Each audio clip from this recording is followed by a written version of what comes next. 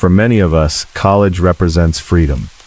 It's where young people leave home, discover who they are, build lifelong friendships, and begin shaping the future they've always dreamed of. Joining a fraternity or sorority is often seen as part of that journey, a place where strangers become family and memories are made that last a lifetime. But sometimes, one decision, one tradition, or one night can change everything.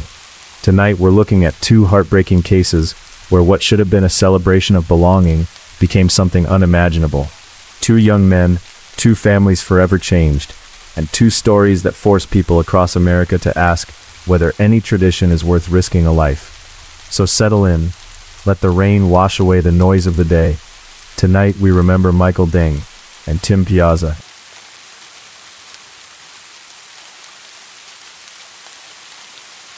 On December 8, 2013, emergency services in the Pocono Mountains of Pennsylvania were called to a local hospital after a young college student was rushed into the emergency department with catastrophic injuries. At first glance, those who had brought him there claimed he had suffered a terrible accident while snowboarding. But as doctors examined him, it quickly became apparent that something didn't add up. The 19-year-old had suffered devastating injuries to his head and body, injuries that medical staff believed were inconsistent with the story they had been given. Despite every effort to save him, the damage was too severe. The following day, on December 9, 2013, the young man died from his injuries. The medical examiner would later rule his death a homicide. This is the story of Michael Deng. Michael Deng had grown up in Flushing, Queens, New York. As the only child of Chinese immigrant parents, Yang Deng and Mary Deng. Like so many parents who move to a new country in search of opportunity, they worked tirelessly to give their son every chance to succeed. Education was incredibly important to the family, and Mary devoted herself to helping Michael reach his full potential from an early age. Her dedication and Michael's own hard work paid off. He earned a place at the prestigious Bronx High School of Science, one of New York City's most academically competitive public schools, renowned for producing scientists, doctors, engineers, and business leaders. Michael excelled there, proving himself to be both intelligent and driven. With grades strong enough to open doors to universities across the country, Michael ultimately chose to remain close to his parents and enroll at Baruch College in Manhattan. It wasn't a compromise. Baruch is a highly respected business school, and as someone interested in pursuing a career in business and finance, it was exactly where Michael wanted to be. But there was far more to Michael than his academic achievements. He was athletic and loved competition, regularly playing handball and competing on a bowling team. Friends described him as kind, thoughtful, and quietly compassionate, someone who was easy to get along with and always willing to help others. He shared a close bond with his parents, who remained an important part of his life even after he left for college. Like many first-year students, Michael also hoped to find a community where he truly belonged. That search eventually led him to Pi Delta Psi, an Asian interest fraternity founded on the principles of brotherhood, cultural awareness, and academic achievement. The fraternity had a strong alumni network that included successful professionals in business, law, and finance. To Michael, joining represented far more than simply attending social events. He believed it could provide lifelong friendships, valuable mentorship, and professional connections that might help shape his future career. He had every reason to believe he was taking the first steps towards building the life he had worked so hard to achieve. Instead, that decision would ultimately cost him his life. By the early hours of December 8, 2013, Michael was more than 90 miles from home. Around 30 members of Pi Delta Psi had traveled from New York City to a rented house in Tunkhannock Township in Pennsylvania's Pocono Mountains. Officially, it was simply an informal weekend retreat organized independently by members of the Baruch College chapter. Unofficially, however, everyone there knew its true purpose. This was Pledge Weekend. For Michael and 3 other new recruits, it marked the final stage of the fraternity's initiation process, known among members as crossing over. If they completed the weekend successfully, they would finally become full members of Pi Delta Psi. Neither Baruch College nor the students' parents had been told what was really planned for that weekend. Like many fraternity initiation rituals across the United States, the events were kept secret from outsiders. Sadly, this secrecy is one of the reasons hazing can become so dangerous. Researchers who study fraternity hazing have found that certain events in the pledge process carry a significantly higher risk of serious injury or death. Pledge weekends, particularly the final initiation, are among the most dangerous, as new members often face the most physically demanding and extreme challenges in an effort to prove themselves worthy of joining. At approximately 2 o'clock to 3 a.m. that morning, Michael and the other 3 pledges began taking part in one of those challenges, a ritual known as the glass ceiling. The exercise required each pledge to wear a blindfold and a backpack while attempting to navigate through 3 increasingly difficult stages. Throughout the course, they were expected to call out to their assigned big brother for guidance, while other fraternity members deliberately blocked their path. With each stage, the physical contact became more aggressive, testing both the pledge's endurance and determination. According to testimony later presented in court, Michael began asking questions during the ritual, and at times instinctively tried to defend himself as members pushed and struck him. Some participants became frustrated. One fraternity member, Raymond Lamb, allegedly responded by delivering a forceful kick to Michael's head. The impact knocked Michael to the ground. When he was eventually able to speak, witnesses noticed his words were slurred. This wasn't the result of alcohol. Michael had not been drinking. Instead, it was an early warning sign that he had suffered a serious head injury. Although Michael managed to get back onto his feet, it was obvious something was terribly wrong. Witnesses later described him taking only a few unsteady steps before stumbling backwards, unable to keep his balance. Rather than recognizing these as signs of a medical emergency, the initiation continued. Another fraternity member, Kenny Kwan, allegedly charged into Michael, knocking him to the ground for a second time. This time, Michael remained motionless. As members gathered around him, they attempted to wake him, but several later recalled that his body had become unusually stiff and rigid.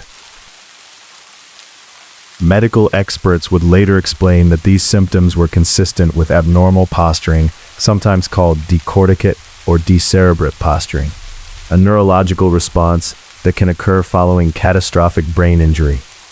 It is a medical emergency and a sign that the brain has suffered severe trauma.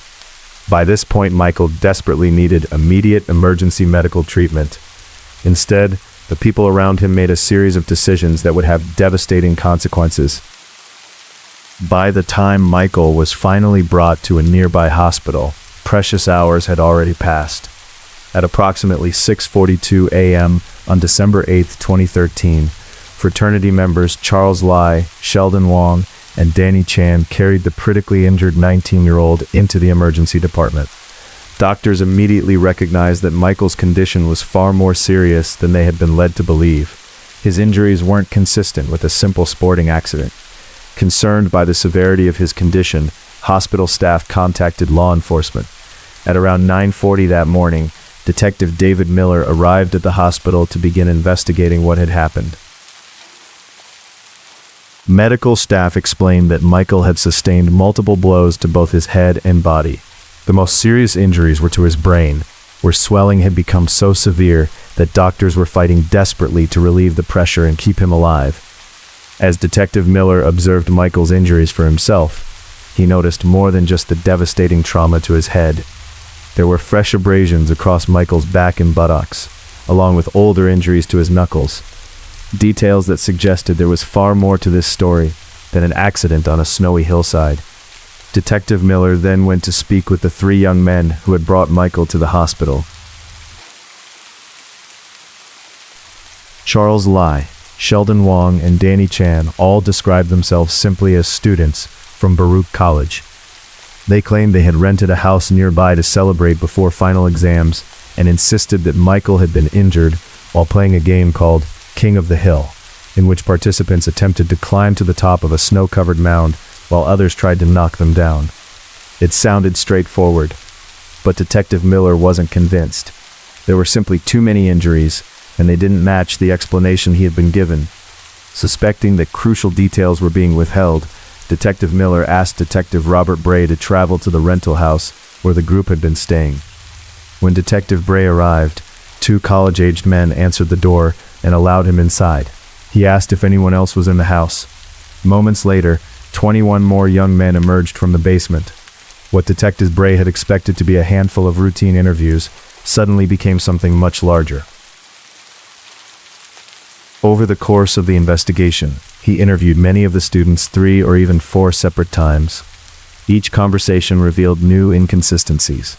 One student would mention a detail another had omitted. Another would contradict what someone else had already told investigators. Little by little, the story began to unravel. Most of the fraternity members insisted they had been asleep when Michael was injured, and claimed they had only learned something was wrong after he was taken to the hospital. Initially, Detective Bray wondered whether he was simply dealing with a college party that had spiraled out of control. But something didn't fit. The house was remarkably clean. There were no obvious signs of a party, no widespread disorder, and nothing to support the version of events the students had described. Then one interview changed everything. A fraternity member named Andrew Wu Cho revealed that everyone in the house belonged to Pi Delta Psi. He also admitted that the weekend wasn't a casual getaway at all. It was an initiation retreat. Michael wasn't just another student spending the weekend in the Poconos. He was a pledge.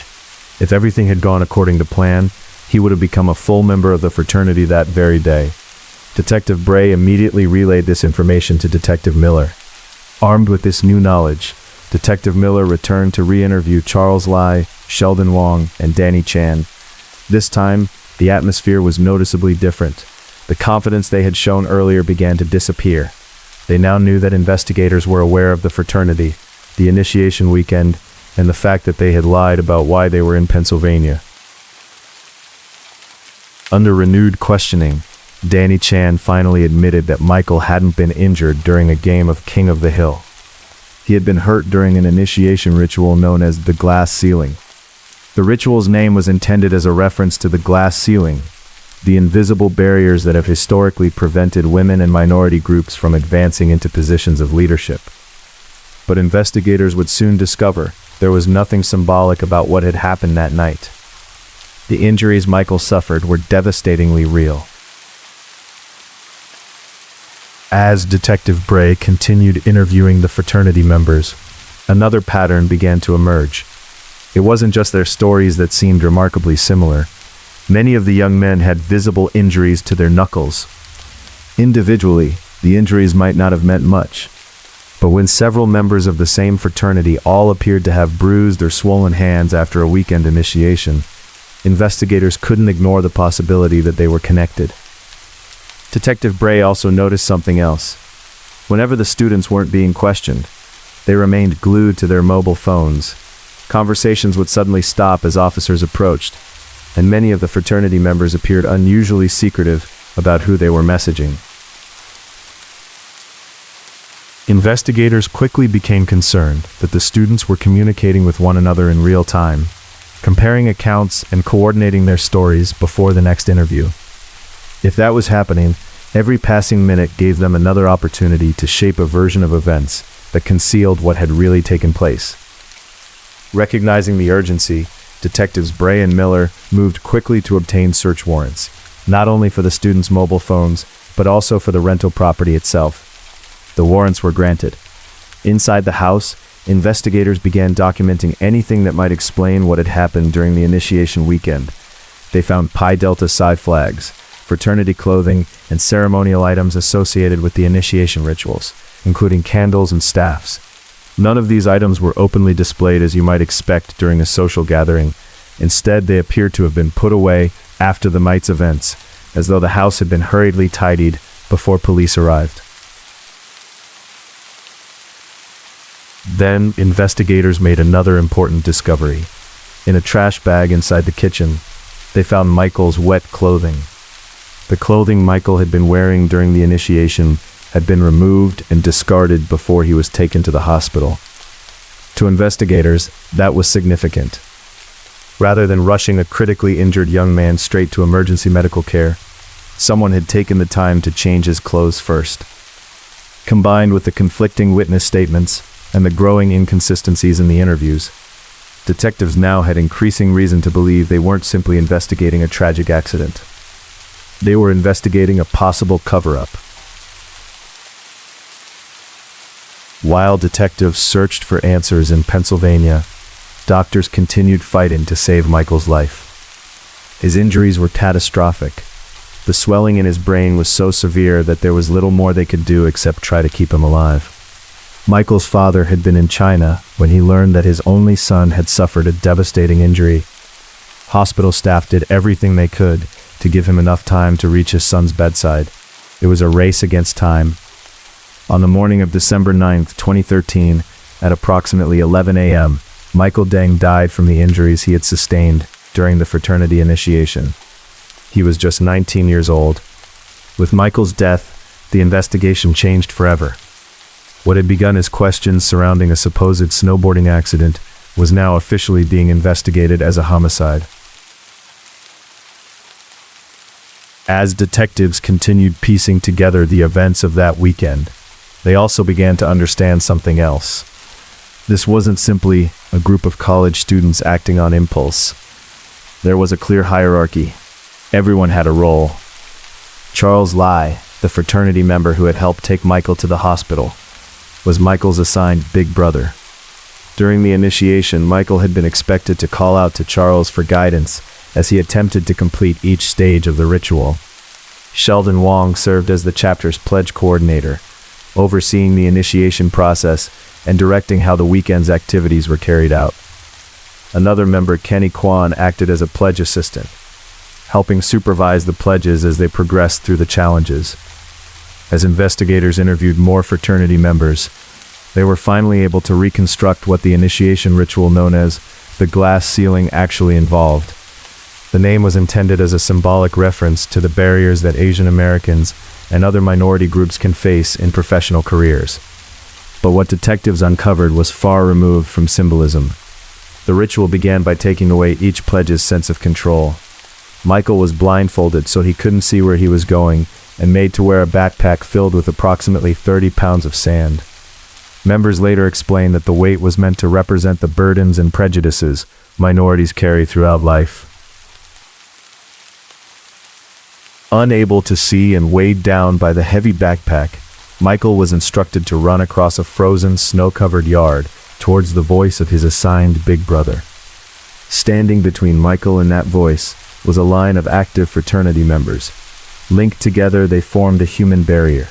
According to members who later described the ritual, the pledges were expected to force their way through while fraternity brothers shoved, pushed, and blocked their progress. With each attempt, the level of physical force increased. By the final stage, the ritual had become significantly more violent.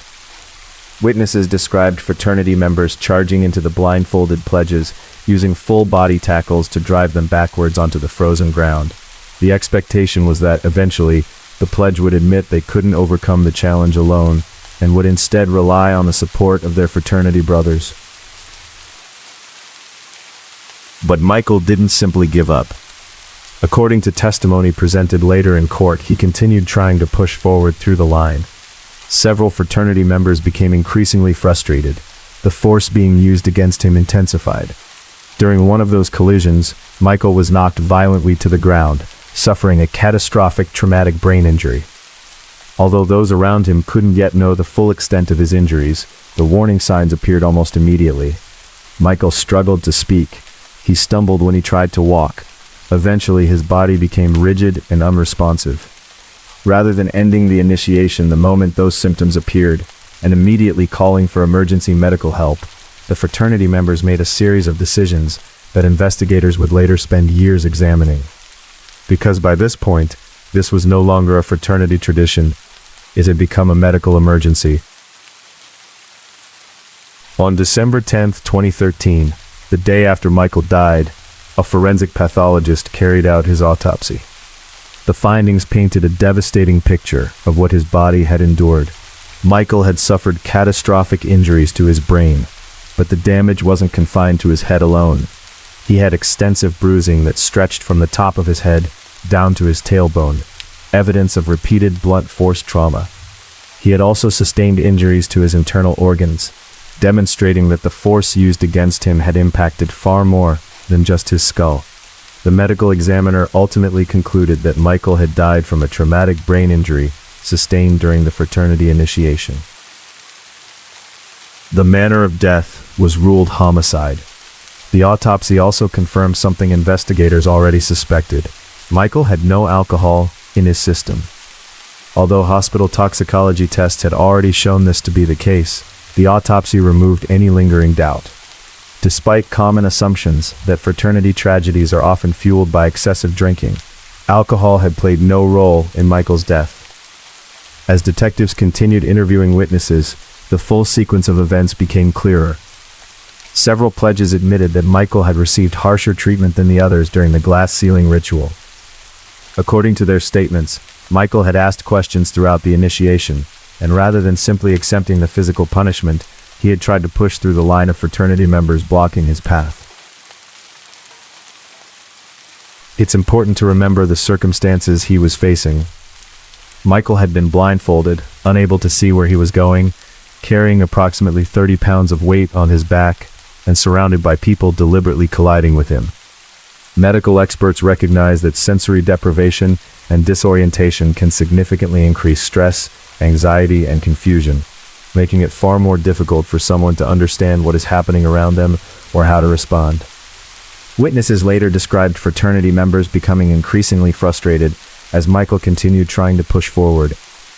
Charles Lai, Michael's assigned big brother, later told investigators that Raymond Lamb had kicked Michael in the head after becoming irritated by his questions during the ritual. The kick knocked Michael to the ground. When Michael managed to speak afterwards, his words were noticeably slurred. Despite this obvious warning sign of a serious neurological injury, the initiation did not stop. Instead, according to witness statements, Kenny Kwan charged into Michael, knocking him to the ground again. This time, Michael became rigid and eventually lost consciousness. Fraternity members gathered around him, attempting to wake him, but there was little response. Rather than immediately calling emergency services, the group carried Michael back inside the house. They removed his cold, wet clothing and dressed him in clean, dry clothes. On the surface, it may have appeared that they believed they were helping him recover from the cold, but by this stage, Michael had already displayed multiple classic signs of a severe traumatic brain injury: slurred speech, loss of balance, rigidity, and unconsciousness. Those symptoms required immediate emergency medical treatment. Investigators had already determined that a significant amount of time had passed between the moment Michael suffered his fatal injuries and when he finally arrived at the hospital at 6:42 a.m. Initially, some fraternity members suggested the delay had only been around 15 minutes. But investigators quickly established that it had, in fact, been several hours. Those lost hours became one of the most significant questions in the entire investigation, because with every minute that passed, Michael's injured brain continued to swell.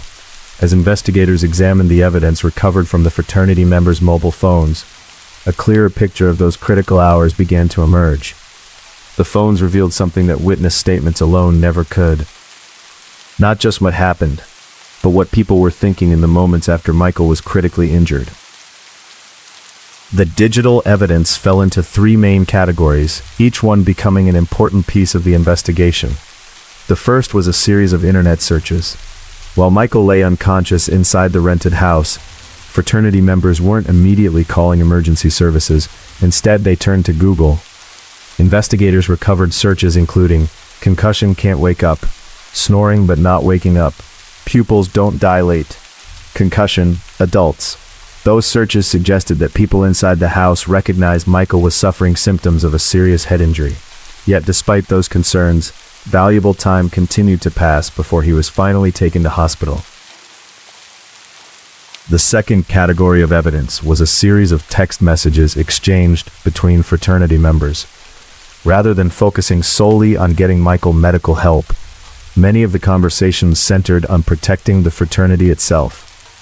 Messages instructed members to remove fraternity clothing, banners, and ceremonial items from view before police arrived. Others discussed disposing of illegal drugs, that were inside the house. Perhaps most significantly, investigators recovered messages in which members encouraged one another to make sure their stories matched. Several texts also acknowledged that Michael's initiation ritual had been too hard. To detectives, the messages suggested a coordinated effort to control what investigators would eventually hear. The third and perhaps most significant discovery linked the local chapter directly to the fraternity's national leadership. Investigators recovered deleted text messages and call records involving Andy Meng, the national president of Pi Delta Psi. Phone records showed that before Michael was taken to the hospital, fraternity members contacted Meng. According to recovered messages, Meng instructed them to protect the fraternity by removing anything displaying Greek letters from the house before police arrived. Investigators also recovered deleted messages in which Meng asked, "Were you guys spearing?" The question appeared to reference the football-style tapping used during the glass ceiling ritual, a tactic investigators would later examine closely as they reconstructed exactly how Michael suffered his fatal injuries. Taken together, the phones told a remarkable story. Long before investigators uncovered every detail through interviews, the digital evidence had already begun exposing the truth. Just days after Michael's death, Andy Meng released a public statement expressing condolences to Michael's family and friends. He described the incident as an unsanctioned event and said the fraternity would conduct its own investigation into what had happened. Meanwhile, Detective Miller and Detective Bray traveled to Baruch College on December 20th. There they met Michael's mother, Mary, at her son's dormitory. They also spoke with Michael's roommate. He described Michael as a thoughtful, caring student and an easy person to live with. But he also noticed something else. During the weeks Michael had been pledging, he rarely saw him. And whenever he did, Michael always looked exhausted. Mary wasn't surprised to hear that. She had noticed the same thing herself. Like many parents, she believed the long hours and fatigue were simply part of adjusting to college life and keeping up with demanding coursework. She didn't fully understand what pledging involved. Having grown up with a very different educational culture, she had no reason to imagine that joining a fraternity in the United States could involve physically demanding and secretive initiation rituals.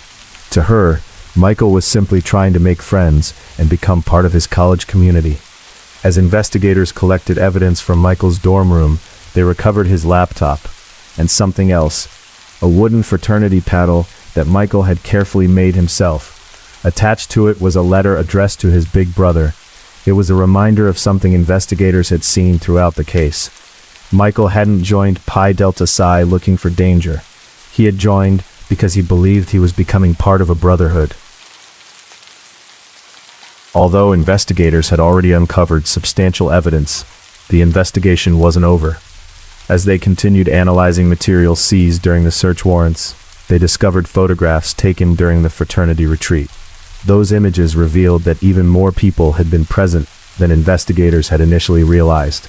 In total, 37 fraternity members were ultimately charged in connection with Michael's death and the events surrounding the initiation weekend. The charges reflected each individual's level of involvement. Among those facing the most serious allegations were Charles Lai, Sheldon Wong, Raymond Lam, and Kenny Kwan. Although Sheldon Wong had not personally struck Michael, investigators alleged that as the pledge coordinator overseeing the initiation, he had the authority to stop what was happening, but failed to do so. As the investigation continued, more fraternity members chose to cooperate. One of them, Daniel Lee, provided investigators with the fraternity's pledge manual. The manual outlined initiation rituals and included instructions that certain documents should be destroyed after use, with members expected to burn printed materials and delete electronic copies. To investigators, it suggested that secrecy wasn't accidental. It had been built into the process. Eventually, Charles Lai, Sheldon Wong, Raymond Lam, and Kenny Kwan each entered guilty pleas to voluntary manslaughter, avoiding trial on the original third-degree murder charges. Charles Lai received a sentence of 342 days, which amounted to time already served. Raymond Lam and Sheldon Wong were each sentenced to 10 to 24 months in prison. Kenny Kwan received 12 to 24 months. For Michael's parents, no sentence could ever feel proportionate. Their only child was gone. The criminal proceedings continued for years. The national fraternity itself, Pi Delta Psi Inc., also faced prosecution, with the organization ultimately pleading guilty to charges related to hazing, aggravated assault, and hindering the investigation. The case became one of the most significant fraternity hazing prosecutions in the United States, prompting renewed conversations about accountability, secrecy, and the culture surrounding dangerous initiation rituals. For Michael's family, however, no courtroom outcome could undo what had happened. During the proceedings, Michael's mother, Mary, described the grief she lived with every day. She said, "I feel like a cat is clawing and scratching at my heart, hurting me persistently and relentlessly. I wake up and pray for deliverance." Those few words captured a pain that no sentence could erase. Michael had been Mary's only child. His parents had immigrated to the United States, hoping to build a better future for him. They worked tirelessly, encouraged his education, and celebrated every achievement along the way. Michael rewarded those sacrifices with hard work, kindness, and ambition. He earned a place at one of New York's most prestigious high schools. He chose to stay close to his parents when he went to college. He dreamed of building a successful career in business. Instead, his parents found themselves standing in his dorm room, collecting the belongings he would never return to claim. One detective later described watching Mary there as one of the most heartbreaking moments of the investigation. It was, he said, like watching someone being tortured by grief. Michael should have graduated from Baruch College. He should have built the career he dreamed about. He should have had the opportunity to become the mentor that he himself had been searching for. Instead, his name became forever linked to the fight against deadly hazing. In the years that followed, Baruch College suspended fraternity recruitment and introduced significant changes to its policies surrounding Greek life. Across the United States, Michael's case became part of a wider movement calling for stronger anti-hazing laws and greater accountability. That is his legacy. Not the ritual, not the fraternity. Michael Deng, a devoted son, a loyal friend, a gifted student, a young man who simply wanted to find a place where he belonged. No tradition, no initiation, no organization is ever worth a human life. Rest peacefully, Michael. If I could take a minute just to ask a favor to those of you listening. If you like these stories and would like to support the channel, could you please give this video a thumbs up? And if you haven't already, please subscribe to the channel. It truly helps us out a lot. Thank you all. Now for our second story of the evening. There are moments in life when doing nothing becomes an action of its own. Moments when silence isn't simply the absence of words, but a decision. And sometimes the choice not to act can become just as life-changing as the actions that came before it. This is one of those stories. Every year, thousands of young people leave home and arrive on university campuses full of excitement and uncertainty. They hope to make friends, discover who they are, and find somewhere they belong. For many students, joining a fraternity or sorority feels like the beginning of that journey, a chance to become part of something bigger than themselves, to build lifelong friendships and create memories that will last far beyond their college years. But sometimes, the desire to belong comes at a devastating cost. On one February night, inside a fraternity house filled with laughter, music, and celebration, one young student suffered catastrophic injuries after an initiation event spiraled out of control. As the hours passed, he became increasingly disoriented, repeatedly collapsed, struggled to stand, and showed obvious signs that something was terribly wrong. The young men around him didn't lack opportunities to help him. Again and again they were faced with the same simple decision: call for emergency medical assistance or protect the fraternity and the people inside it. For more than 10 hours, that decision was made over and over again.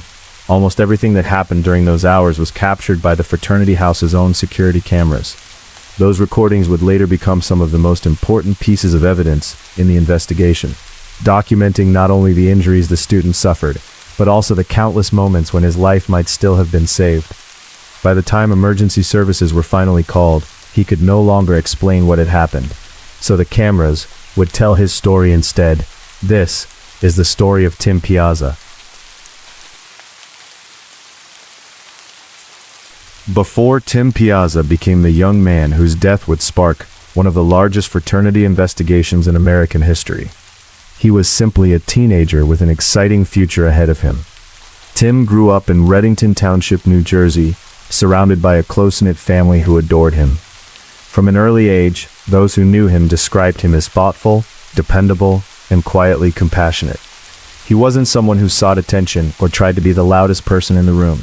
Instead, he had a gentle confidence that drew people towards him, and an instinctive kindness that seemed to shape everything he did. Throughout high school, Tim dedicated much of his free time to helping others. He volunteered with programs that enabled children with special needs to participate in organized sports, believing that every child deserved the chance to experience the same joy and teamwork that sport had given him. He also became involved in a peer leadership program focused on encouraging teenagers to make positive choices and avoid destructive behaviors, an irony that would become almost impossible to ignore in the years that followed. But Tim wasn't all work and responsibility. He loved being active. He played football, competed in track and field, and threw both the discus and javelin. When he wasn't at school or volunteering, he enjoyed spending time at the beach, riding jet skis during the summer, and playing basketball with family and friends. Those closest to him often said he could seem quiet, even slightly awkward, when meeting new people. But once he felt comfortable, his sense of humor emerged, revealing someone who was warm, funny, and deeply loyal to the people he cared about. After graduating from Hunterdon Central Regional High School, Tim enrolled at Pennsylvania State University, where he began studying engineering, a subject that perfectly suited his curious mind and love of solving problems. Even on a campus of more than 40,000 students, Tim continued looking for ways to make a difference. He joined the executive board of AUDA, a student organization dedicated to supporting children and families in need, and volunteered with the operations committee for Penn State Thon, the university's world-renowned student-run fundraiser that raises millions of dollars each year for children battling cancer. Friends described him as someone who genuinely enjoyed helping other people, never expecting recognition in return. From the outside, Tim's life appeared to be unfolding exactly as his parents had always hoped. He had a loving family who supported him every step of the way, a girlfriend he cared deeply about, a promising future in engineering, and a growing circle of friends. But like many students arriving at a university the size of Penn State, Tim was still searching for something more personal. A place where faces became familiar, where strangers became lifelong friends, where the enormous campus could begin to feel like home. That search eventually led him to Beta Theta Pi.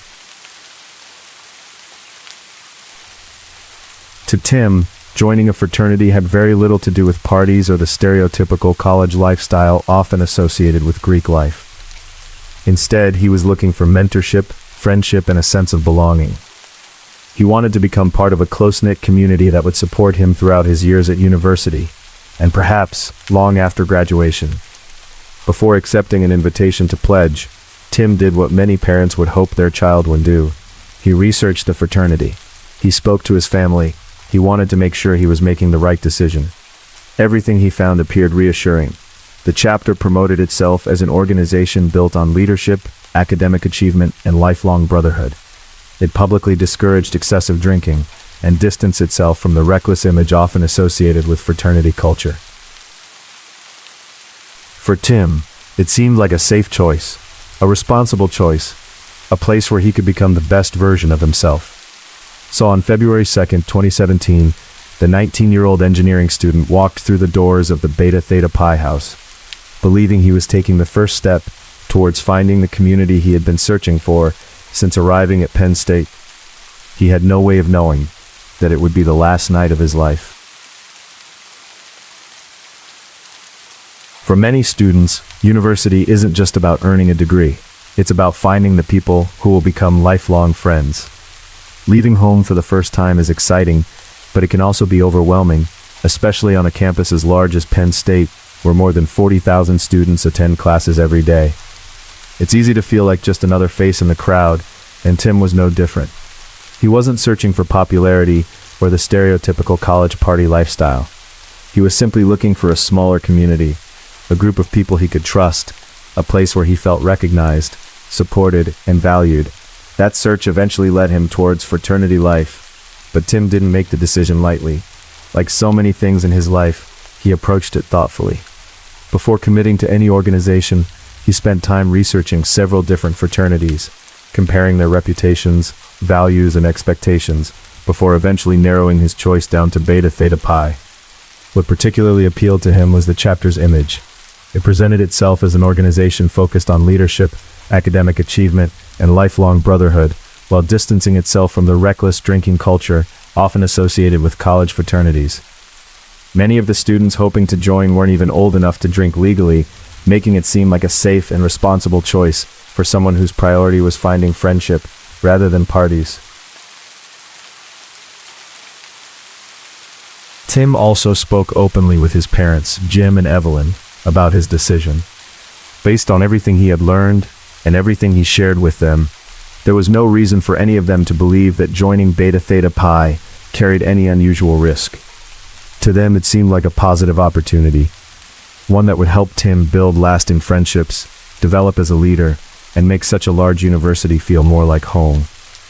Looking back now, it's easy to view the decision through the lens of what happened afterwards. But at the time, neither Tim nor his family believed he was doing anything out of the ordinary. Every year, thousands of students across the United States join fraternities and sororities, hoping to find exactly what Tim was looking for: belonging. In January 2017, Tim officially entered the fraternity's recruitment process and was invited to continue as one of its prospective new members, a stage commonly known as pledging. For those unfamiliar with fraternity life, pledging is intended to be a period during which prospective members get to know the organization while the fraternity decides whether they are a good fit. At its best, it should be about learning the chapter's history, building friendships, and demonstrating commitment to its values. Unfortunately, despite decades of efforts to eliminate hazing, some organizations have continued to carry out secret initiation rituals that range from humiliating to dangerously violent.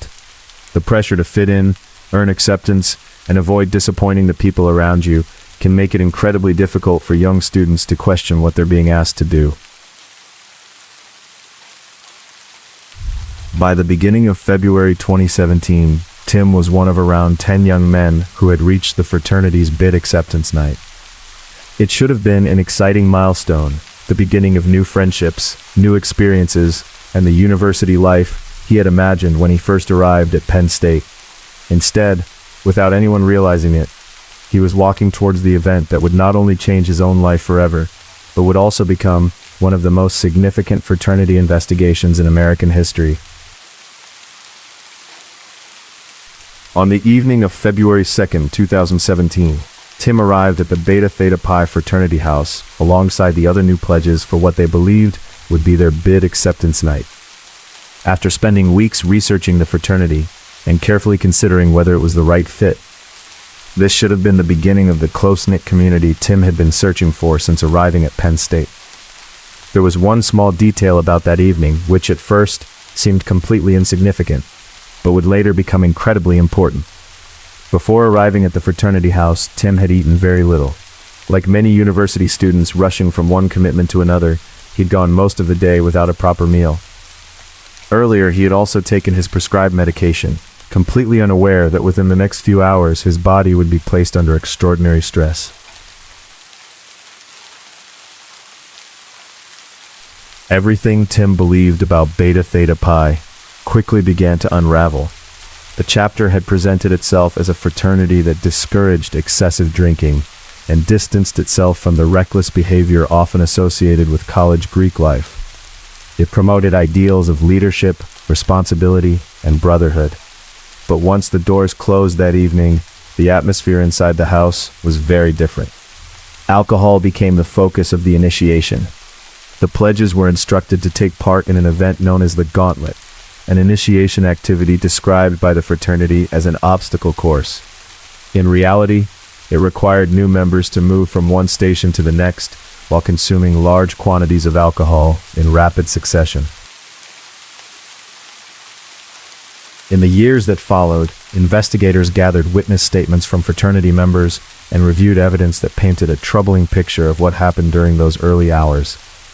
New pledges weren't simply attending a party. They were surrounded by older fraternity members who controlled whether they would ultimately be accepted into the organization. In that environment, refusing to participate wasn't always as simple as saying no. Whether through direct instruction, overwhelming peer pressure, or fear of being rejected, the expectation was clear. Drink. Tim did exactly what he believed was expected of him. As the evening continued, his condition deteriorated rapidly. Having consumed large amounts of alcohol over a short period of time, on very little food, his body quickly began to struggle. Investigators would later establish that Tim became increasingly unsteady on his feet, repeatedly losing his balance and relying on walls, furniture, and other students simply to remain standing. The energetic, kind-hearted engineering student who had walked into the fraternity house only a short time earlier was now visibly confused, vulnerable, and in obvious distress. Then, everything changed. At one point during the evening, Tim attempted to make his way through the house when he lost his footing and fell headfirst down a flight of basement stairs. The impact was catastrophic. He struck the bottom of the staircase with tremendous force and lay motionless before eventually beginning to move again. At the time, nobody inside the fraternity house knew the full extent of the injuries he had suffered. But looking back now, investigators believe this was one of the most critical moments of the entire night. The fraternity house wasn't empty. There were dozens of people inside. Tim wasn't alone. Eventually, several fraternity members found him and carried him to a nearby sofa. For a brief moment, it seemed they recognized that something was seriously wrong. They placed him on his side and even strapped a backpack filled with heavy textbooks to his body in an attempt to stop him rolling onto his back if he vomited. Whether those actions came from panic, inexperience, or a genuine belief that they were helping, they could never address the injuries Tim had already sustained. He didn't need a backpack. He didn't need fellow students trying to improvise medical care. He needed trained paramedics. He needed doctors. He needed someone to make the one decision that could still have changed everything. But that call never came. By around 11 o'clock that evening, Tim had now been lying on the sofa for some time. One of the other pledges, Cordell Davis, became increasingly concerned and went to check on him. What he found immediately alarmed him. Tim was motionless and unresponsive, and despite trying to wake him, Cordell couldn't get any meaningful response. Realizing something was seriously wrong, he urged the fraternity's vice president, Daniel Casey, to call emergency services immediately. It should have been the moment someone finally recognized the seriousness of Tim's condition and made the one decision that could have changed everything. Instead, according to witness testimony, Cordell was told to stay quiet. Daniel Casey reportedly insisted that everything was under control, and despite the obvious signs that Tim was in medical distress, no one picked up the phone to call 911. By this point, the fraternity members knew several crucial facts. They knew Tim had consumed a dangerous amount of alcohol over a very short period of time. They knew he had fallen headfirst down the basement stairs. They knew he had struck his head with considerable force, and now they knew they couldn't wake him. Even with all of that information, they still chose not to seek professional medical help. As the hours passed, conversations began taking place between fraternity members about what had happened and what they should do next. Those discussions would later become an important part of the investigation, but they weren't the only evidence left behind. Unknown to many inside the house at the time, the fraternity's own security cameras had been recording throughout the evening. Those recordings, combined with witness testimony, mobile phone data, and text messages, would later allow investigators to reconstruct much of the night's events almost minute by minute, providing a detailed timeline of decisions that had been made while Tim lay critically injured just a few feet away. Several hours later, Tim briefly regained consciousness and attempted to stand. His body simply couldn't support him. Still wearing the heavy backpack that fraternity members had strapped to him earlier in the evening, in an attempt to stop him rolling over if he vomited, he lost his balance and fell once again. Somehow, he managed to make his way outside the fraternity house, but only moments later another fraternity member found him collapsed on the ground. Rather than calling for an ambulance, they carried him back inside and placed him on the very same sofa where he had already spent hours without receiving the medical care he desperately needed. As investigators later pieced together the timeline, they discovered that while Tim's condition continued to deteriorate, fraternity members walked past him, stepped over him, and carried on with the night around him. Some recorded videos on their mobile phones, while others attempted to clean him up by changing his clothes and wiping his face. Whether those actions came from panic, confusion, or an attempt to deal with the situation themselves would later become a matter of scrutiny. But throughout those long hours, one thing remained unchanged. Despite repeated opportunities to do so, no one called for emergency medical assistance. Then at around 7 o'clock the following morning, Tim regained consciousness one final time. Barely able to remain on his feet, he stumbled towards the basement before collapsing near the bar. This time, he never regained consciousness. Even then, help wasn't called immediately. It would not be until 10:48 the following morning, more than 12 hours after Tim had first entered the fraternity house, that emergency services were finally contacted.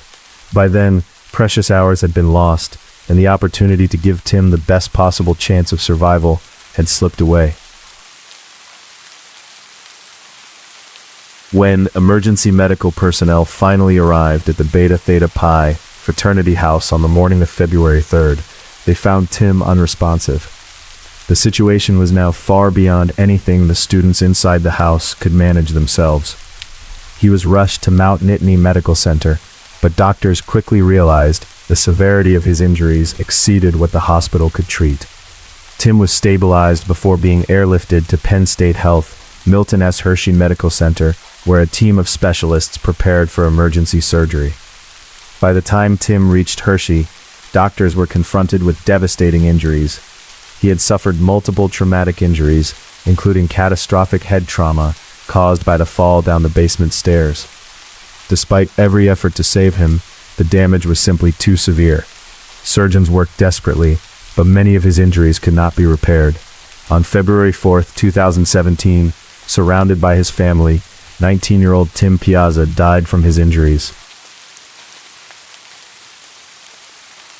Just 2 days earlier, Jim and Evelyn Piazza had watched their son leave for what was supposed to be an exciting milestone in his university life. Instead, they found themselves saying goodbye to a young man who had dreamed of becoming an engineer, who had spent his childhood helping others, and who had believed he was joining a fraternity built on the values of leadership and brotherhood. The shock was unimaginable. In the space of 48 hours, an ordinary university event had become every parent's worst nightmare. Tim's funeral reflected just how deeply his death had affected the community. Family, friends, classmates, and neighbors gathered to remember the thoughtful, kind young man they had lost. But they weren't alone. Many people who had never met Tim also came to pay their respects. His story had resonated far beyond Penn State because it forced parents across America to confront an uncomfortable question. When they waved goodbye to their children as they left for university, how could they ever be certain they would be safe? As grief spread through the community, investigators began the painstaking task of establishing exactly what had happened inside the fraternity house. It quickly became apparent that the initial accounts given by some fraternity members did not fully match the evidence. Fortunately, investigators had something many cases never do. Unknown to those inside the house that night, the fraternity's internal security cameras had been recording throughout much of the evening. Combined with mobile phone data, text messages, and witness interviews, those recordings allowed detectives to reconstruct the events almost minute by minute, revealing not only how Tim's injuries occurred, but also the long delays before anyone finally sought medical help. The investigation also raised difficult questions about oversight. Earlier that evening, private security officers responsible for patrolling the area had responded to a noise complaint at the fraternity house. Although they remained outside and had no indication that a critically injured student was inside, the visit later became part of the wider discussion surrounding whether warning signs had been missed and whether stronger intervention could have prevented what followed. As investigators continued digging into the fraternity's history, they uncovered another troubling detail. This wasn't the first time the Beta Theta Pi chapter had faced disciplinary action. In 2009, the chapter had been suspended after violations involving alcohol. Before eventually being reinstated, it was expected to adopt strict policies prohibiting alcohol and hazing. Yet the evidence gathered after Tim's death suggested those safeguards had failed, raising broader questions not only about the fraternity itself, but also about how such organizations were monitored after returning to campus. For Tim's family, however, those questions could never change the outcome. Nothing uncovered during the investigation could bring their son home. In the days and weeks following Tim's death, what had begun as the investigation into a single tragic incident quickly grew into one of the largest fraternity-related criminal prosecutions in American history. Detectives spent months analyzing witness statements, mobile phone records, text messages, and the fraternity's own security camera footage, carefully reconstructing the events of that night. Piece by piece, they built a timeline that revealed not only how Tim had suffered his injuries, but also the countless opportunities there had been to seek medical help before it was too late. In May 2017, 18 members of the Beta Theta Pi fraternity were arrested in connection with Tim's death. Collectively, they faced hundreds of criminal charges, including involuntary manslaughter, hazing, furnishing alcohol to minors, and other related offenses. The fraternity itself also faced prosecution, and by the time the investigation was complete, more than 850 criminal charges had been filed against the fraternity and its members, reflecting the extraordinary scale of the case. As investigators continued examining the evidence, even more troubling details emerged. They discovered that alcohol consumed during the bid acceptance night had been purchased using the fraternity's own slush fund, despite the chapter's supposed prohibition on alcohol. Text messages exchanged between fraternity members throughout the night painted an equally disturbing picture. Rather than revealing confusion about Tim's condition, many messages demonstrated that those present understood just how seriously ill he was. One fraternity member even sent a message suggesting Tim looked as though he had already died, hours before emergency services were finally called. Taken together, the security camera recordings, digital evidence, internet searches, witness testimony, and group messages created an extraordinarily detailed picture of the night's events. Unlike many criminal cases that rely heavily on conflicting recollections, investigators were able to compare statements against a substantial body of independent evidence. It became increasingly difficult to dispute the sequence of events or the lengthy delay before medical assistance was finally requested.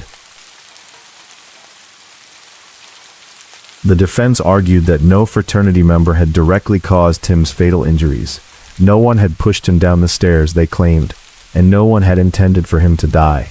Prosecutors, however, presented a different argument. While Tim's fall caused devastating injuries, they argued that the repeated failure to seek medical assistance and the decisions made over the following hours had become a central part of the tragedy itself. Their case wasn't built solely around what had happened to Tim that night, but around what didn't happen afterwards. Then in February 2018, the case took an unexpected turn. Nearly a year after Tim's death, a Center County judge dismissed the most serious charges, including involuntary manslaughter, against many of the defendants. For the Piazza family, it was a devastating development. After months of hearing the evidence and believing those responsible would face the most serious consequences available under the law, they were suddenly confronted with the possibility that much of the case had been weakened before it had even reached a jury. The legal battle, however, was far from over. Appeals would follow, additional charges would be reinstated against some defendants, and the fight for accountability would continue for years to come. As the criminal proceedings continued, a number of fraternity members began accepting plea agreements. Starting in July 2018, many of those originally charged admitted guilt to lesser offenses, receiving penalties that included probation, fines, community service, and mandatory alcohol education programs. For Jim and Evelyn Piazza, the outcomes were incredibly difficult to accept. After everything the investigation had uncovered, the witness testimony, the text messages, the digital evidence, and the security camera recordings that documented much of the night. It felt as though the legal consequences fell painfully short of the loss their family had suffered. The number of defendants facing the most serious allegations gradually narrowed until just Daniel Casey and Brendan Young remained. Prosecutors argued that both men were present during critical moments as Tim's condition continued to deteriorate, and that they repeatedly failed to seek the medical help he desperately needed. After years of legal proceedings, both eventually pleaded guilty to multiple offenses, including reckless endangerment. In 2024, they were each sentenced to between 2 and 4 months in prison, followed by probation and community service, making them the only fraternity members to receive custodial sentences in connection with Tim's death. For the Piazza family, however, the courtroom was never the end of the story. No sentence could ever bring Tim home. Rather than allowing grief to define the rest of their lives, Jim and Evelyn chose to transform it into action. They became two of the most recognizable voices in the fight against hazing, traveling across the United States, speaking with lawmakers, universities, and families in the hope that no one else would have to endure what they had. Their determination helped reshape anti-hazing legislation. In 2018, Pennsylvania passed the Timothy J. Piazza anti-hazing law, introducing significantly tougher penalties for hazing, including making hazing that results in serious bodily injury or death a felony offense. The legislation also created new organizational liability, meaning entire organizations could face serious legal consequences, not just individual members. 3 years later, New Jersey passed its own Timothy J. Piazza law, requiring schools, colleges, and universities to maintain clear anti-hazing policies and strengthening criminal penalties for those who violate them. Their advocacy also helped build momentum behind the Stop Campus Hazing Act, federal legislation designed to improve transparency by requiring colleges to publicly report hazing incidents and provide students with evidence-based education about the dangers of hazing. But perhaps the most remarkable part of Tim's legacy isn't found in legislation. It's found in the lives that continue because of him. Jim and Evelyn established the Timothy J. Piazza Memorial Foundation, often sharing the message, "Live like Tim." Inspired by Tim's dream of pursuing biomedical engineering and helping others, the foundation has raised more than $1.5 million, funding customized prosthetic limbs and adaptive mobility equipment for children, young adults, and military veterans whose families struggle to obtain them through insurance. It has also created recurring scholarships at Tim's former high school, helping future students pursue the opportunities that meant so much to him. His legacy has continued to shape universities as well. Penn State established the Timothy J. Piazza Center for Fraternity and Sorority Research and Reform, bringing together researchers from multiple disciplines to study fraternity culture, binge drinking, and hazing in the hope of preventing future tragedies. The university also introduced a public fraternity scorecard, allowing prospective students and parents to see disciplinary histories before joining Greek organizations. Following years of legal proceedings, Penn State even purchased the former Beta Theta Pi fraternity house, ensuring the chapter could never return to that property. When we think back to the beginning of this story, it's almost impossible not to remember the young man who simply wanted to belong. Tim wasn't looking for danger. He wasn't chasing popularity. He wasn't trying to prove he was fearless. He was a thoughtful, compassionate 19-year-old who loved engineering, volunteered his time helping children with special needs experience the joy of sport, and believed he had found a community that shared his values. He deserved to graduate. He deserved the career he dreamed of. He deserved the chance to build a family of his own. Instead, his future ended inside a fraternity house that promised brotherhood, but failed him when he needed it most. If there's one lesson to take from Tim's story, it's that real friendship never asks you to risk your life to earn acceptance. The people who truly care about you won't demand that you prove your worth through humiliation, fear, or dangerous rituals. They'll value you for exactly who you are, because belonging should never have to be earned. It should simply be given. Tim's life ended far too soon. But because his parents refused to let his story end with tragedy alone, his name now stands for something far greater than the events of one terrible night.